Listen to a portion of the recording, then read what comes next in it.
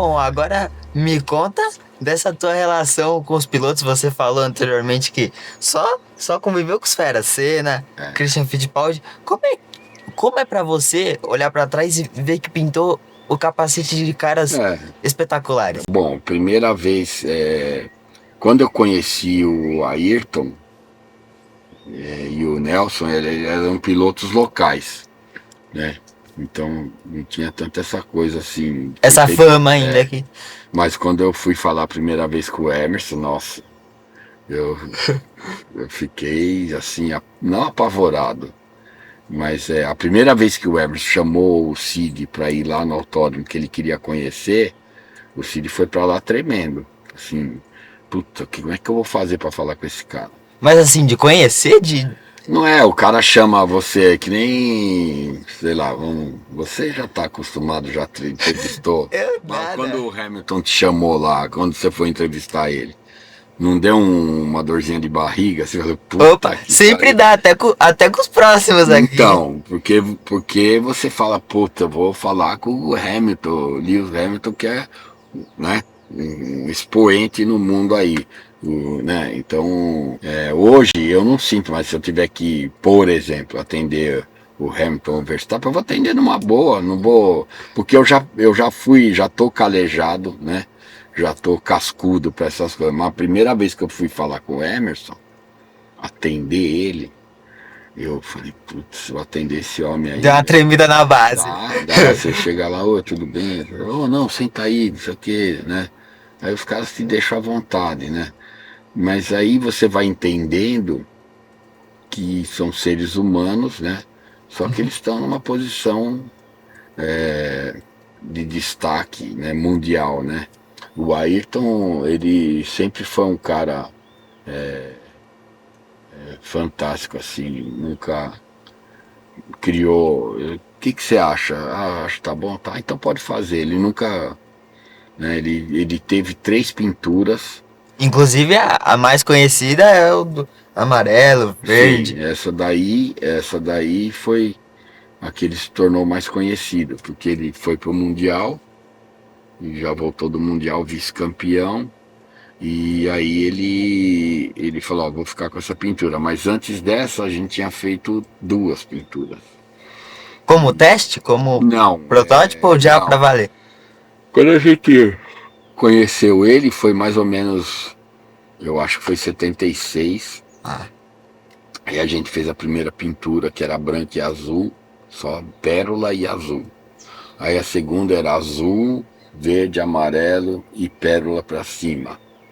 E daí a terceira definitiva, que quando ele voltou desse mundial no Estoril, ele falou, vou ficar com essa pintura. E a gente tinha feito a pintura para ele e mais 3 pilotos. 3 ou 4, não lembro. Olha, bastante. A mesma pintura. Só que daí ele voltou, falou, vou ficar com a pintura, conversou com os outros trocaram a pintura e ele ficou com ela e falou, Como característico. eu vou adotar essa pintura como minha, e foi até o final, né? O Nelson também eu conheci, mas ele tinha mais contato com meu pai em 76, quando ele veio correr na Super V, na equipe do Giba, que era do lado da nossa, era daqui na portaria aqui, era do lado. Então ele vivia lá mexendo no carro, daí não tinha o que fazer, ia lá enxuriçar o Cid, né? Ele azarava o Cid pra caramba, e daí eu tinha mais contato com o Cid. Ele me via lá, mas meu negócio era ir lá tirar fotografia dos dois. Tira uma foto, e eu não saía. Seu fotógrafo. Não tinha selfie, né?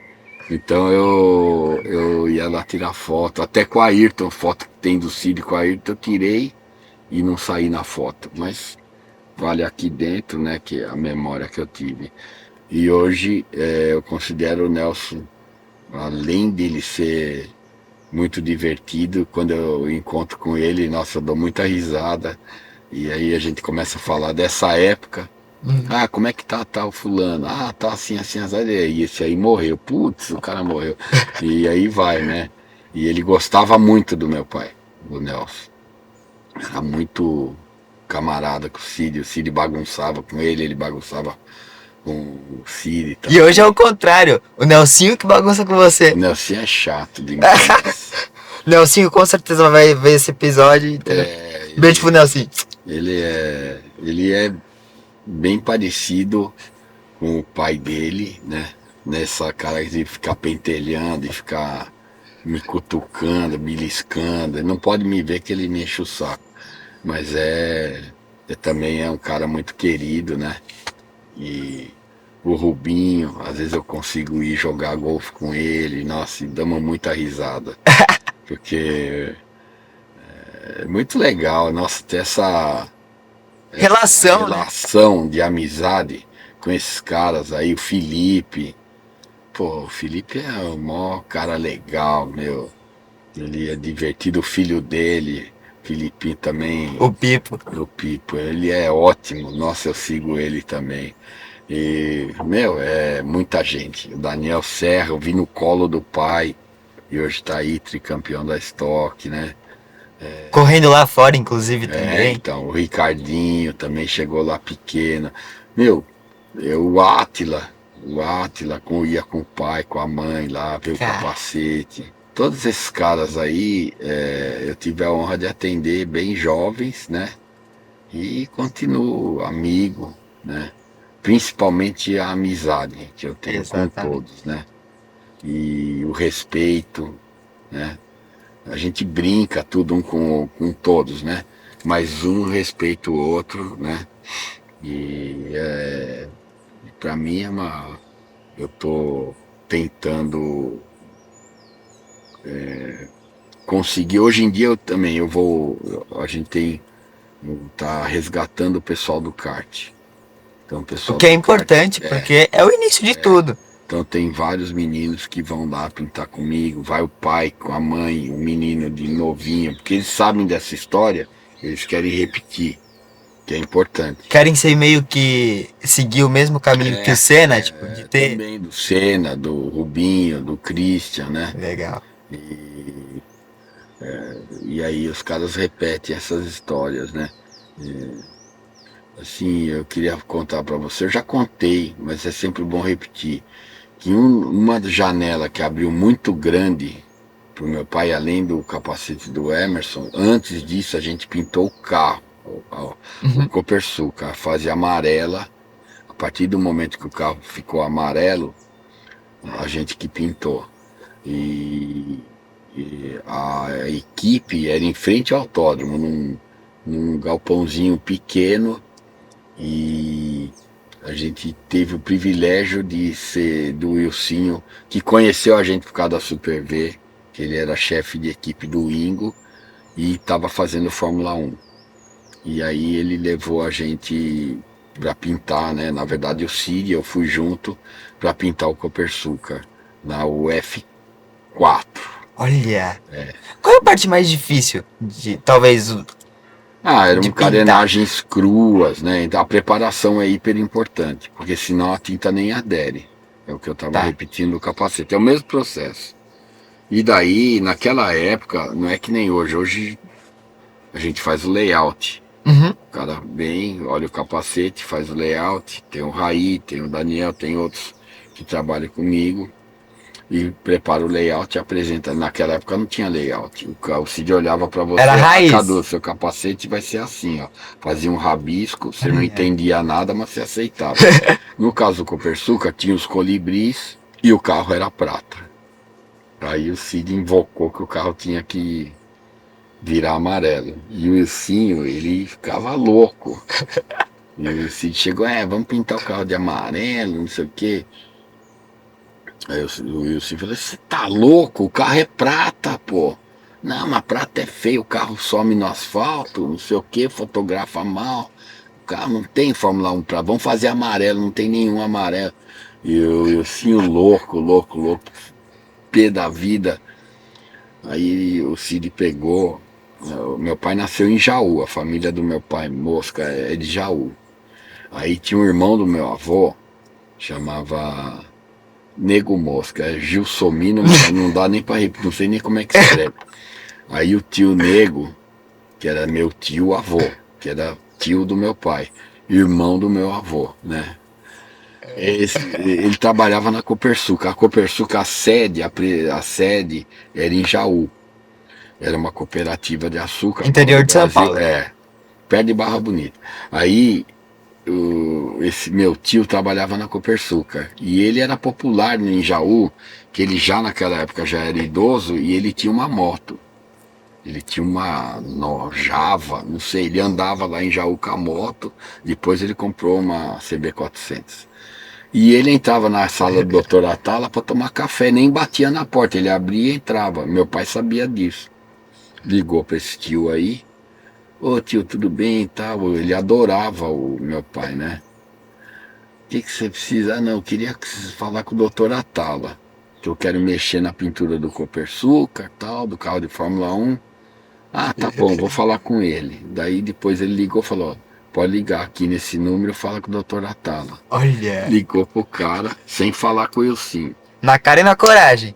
Ligou pro cara, falou, ô, doutor Atala, não sei o que, eu sou o Cid, eu tô pintando o carro, eu sou daí de Jaú, já começou a fazer uma média. Ah, que legal, tal. Então, eu tô querendo trocar a cor do carro para amarelo. O que você acha?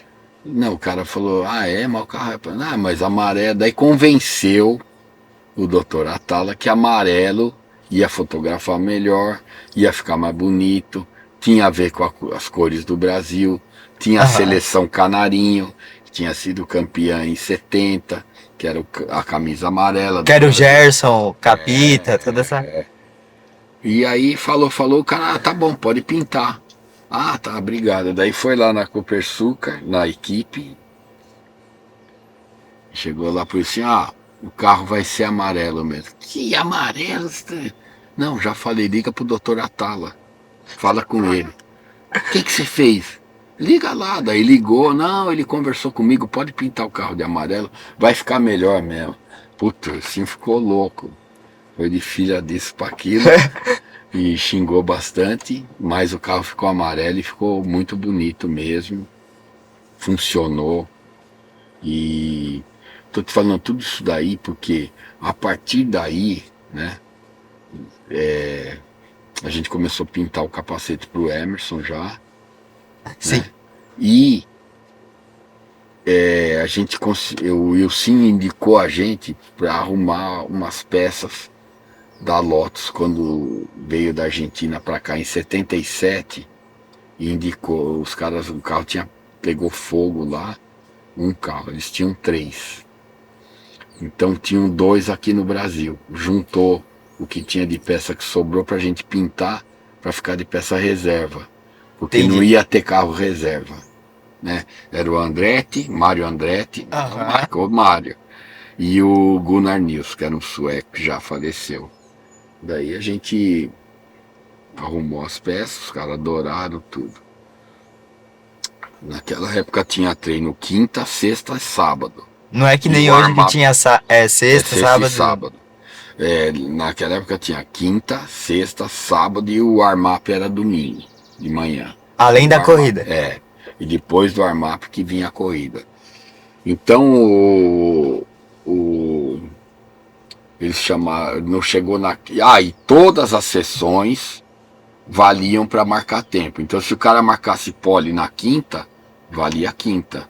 Não era que nem hoje tem Q3, Q1, Q2, Q3. Era Q tudo, né? Que? Então o cara podia fazer a pole na quinta. Na sexta. Ou podia fazer um bom tempo na quinta, daí chovia sexta e sábado, a pole era do cara de quinta. Olha. Tinha essa surpresa. Ou vice-versa, né? Então, eles na quinta, o carro tinha uma pane de elétrica que ele começava a pegar fogo. Dava um curto lá no chicote e o carro começava a pegar fogo. E tinham 3 sessões por dia. Uma de manhã, uma na hora do almoço e outra no meio da tarde. Então tinham 3 sessões de treino na quinta, 3 no sábado, 3 no domingo. Na quinta, na sexta, no sábado, 3 sessões cada dia. No domingo, warm-up. 9 da manhã, geralmente. Pelo menos aqui no Brasil. E o carro foi dar pane elétrica, tava tudo bem, foi dar pane na elétrica no sábado, na sessão do meio da tarde. Nossa Senhora. Aí, né, quando eu vi aquilo ali, eu falei, o quê? Eu já tinha carro, tudo nessa época. Eu vou me pirulitar que isso aí vai sobrar. Vai sobrar pra mim. É, pra mim também, né? A hora que eu tô saindo da casa da minha mãe, né, que meu pai já eram separados, quando eu tô saindo, eu encontro com quem? Cid Mosca chegando. Tcharam! Onde você vai? Vou sair. Você não viu que a Lotus pegou fogo, não sei o que? Eu falei, vi alguma coisa. Ah, não, como? Pode ir pra oficina, que nós vamos ter que recuperar o carro de hoje para amanhã. Olha, assim tão rápido. Menos de Então, 24 horas, então. muito menos, 12 horas.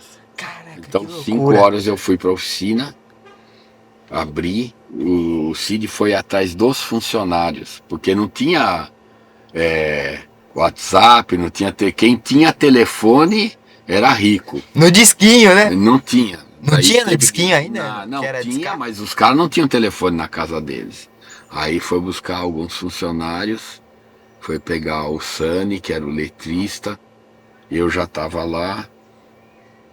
Daí fomos pra pista ver o dano do carro, o carro tava todo fubecado, que é lá tem o cockpit aqui, ó, não era de fibra igual hoje, era de alumínio, era que nem avião arrebitado. E só pra ter uma ideia, galera, não existia halo, essas coisas que tem hoje, que era, Não. era raiz na raça mesmo. Não, e se o cara batesse de frente, os pezinhos iam embora.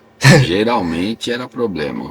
O cara se quebrava todo e muita gente morreu por causa do perigo que era o carro, que era de tubo fininho, né? Era uma treliça. Quando batia aquilo amassava tudo. Olha, Bom, daí pegamos o carro lá, começamos a trabalhar uma parte na oficininha que eu trabalhava, na nossa oficininha, e uma parte no autódromo, que era o cockpit, tinha que recuperar lá. E o alumínio, quando pega fogo, ele deforma. Teve que rebater um pouquinho, dar lá um. Teve que fazer os negócios na correria. Aí pintamos tudo de preto, e daí o Sani fez os filetes.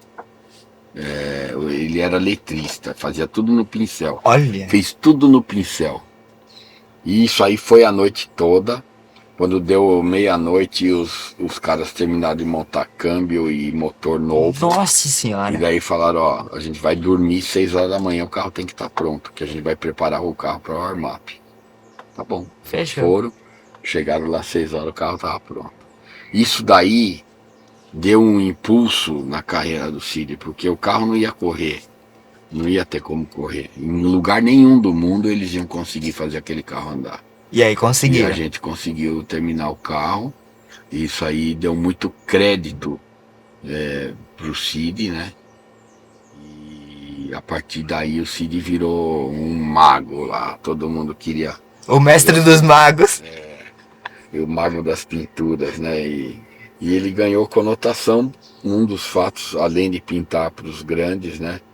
Pro Emerson na época, pro Cinho, pro Zé Carlos Passi a gente não chegou a pintar, mas pro Alex a gente pintava já tudo. Todos os primeiros pilotos dessa geração dos anos 70 que correram na Fórmula 1.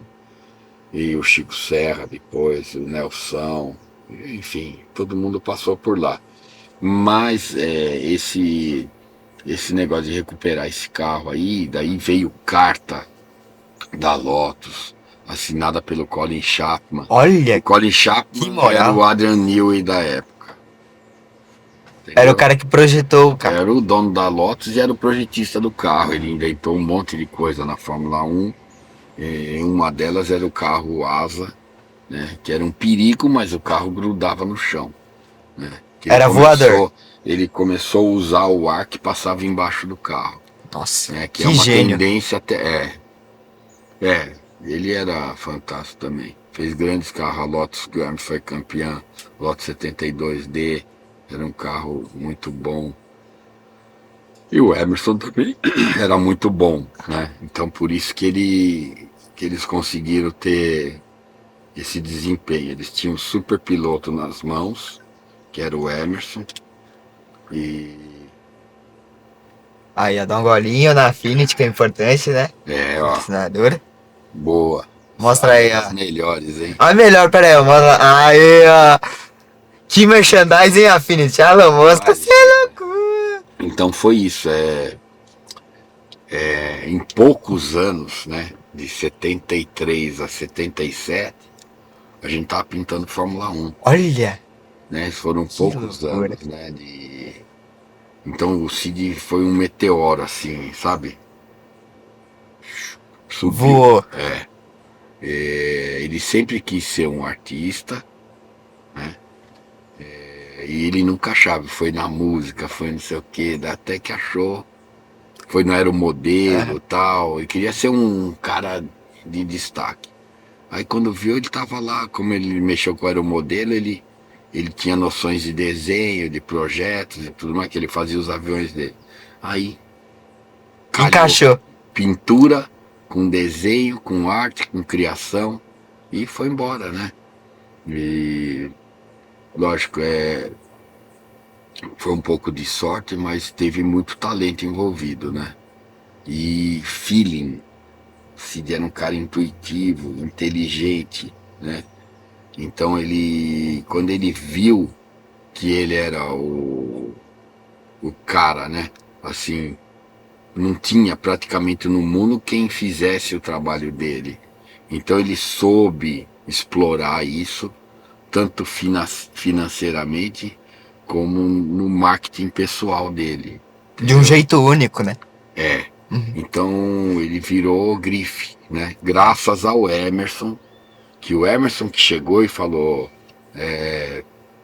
pô, sua pintura é legal, tudo, mas os caras vão pensar que eu pintei na Inglaterra, porque tá muito bem pintado. Eles não vão pensar que foi no Brasil, vão achar que foi Um fora. negócio clássico da É. Inglaterra. Aí, da Inglaterra, da Europa, ou da Itália, podia ser. Uhum.